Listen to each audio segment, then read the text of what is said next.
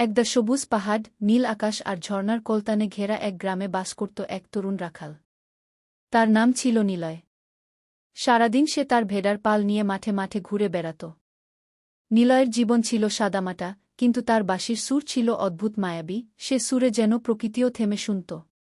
এক সন্ধ্যায় পাহাড়ের গোপন উপত্যকায় বাঁশি বাজাতে বাজাতে নিলয় হঠাৎ এক অপার্থিব আলো দেখতে পেল। সেই আলোর মাঝখান থেকে আবির্ভূত হল এক পরী, চুল তার রাতের আকাশের মতো কালো, চোখে চাঁদের কোমল দীপ্তি। তার নাম ছিল আরিয়া। পরীদের রাজ্য থেকে সে মাঝে মাঝে পৃথিবীর সৌন্দর্য দেখতে নেমে আসত। নিলয়ের বাঁশির সুরেই আরিয়া সেখানে এসেছিল। প্রথম দেখাতেই দুজনের চোখে চোখ পড়ে গেল, আর সে মুহূর্তেই জন্ম নিল এক নিঃশব্দ বন্ধন। প্রতিদিন সন্ধ্যায় তারা সেই উপত্যকায় দেখা করতে লাগল।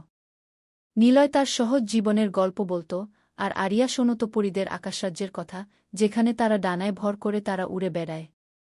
কিন্তু এই প্রেম ছিল নিষিদ্ধ। পরীদের নিয়ম ছিল, মানুষের সঙ্গে প্রেম মানেই চিরবিদায়। এক রাতে পরীদের রানী বিষয়টি জানতে পেরে আরিয়াকে ডেকে পাঠালেন। তিনি কঠোর কণ্ঠে বললেন, ভালোবাসা যদি বেছে নাও, তবে ডানা ত্যাগ করতে হবে।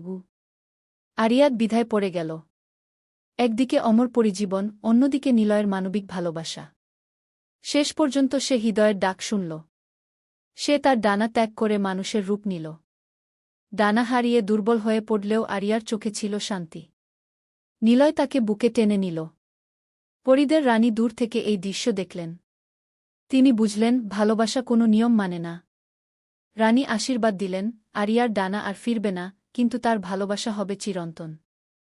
নিলয় ও আরিয়া পাহাড়ের পাদদেশে ছোট একটি ঘরে সংসার বাঁধল। নিলয়ের বাঁশির সুরে আরিয়ার স্মৃতিতে আজও উড়ে বেড়ায় আকাশ, আর তাদের ভালোবাসার গল্প বাতাসে ভেসে বেড়ায়, রূপকথা হয়ে, প্রজন্ম থেকে প্রজন্মে।